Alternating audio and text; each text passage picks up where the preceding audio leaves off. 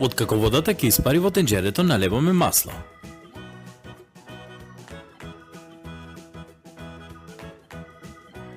Ги додаваме и ситно сечканите моркови и промешуваме.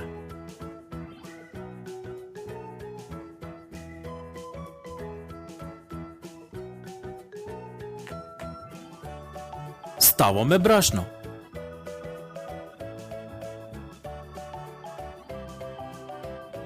Потоа ја додаваме црвената пипер.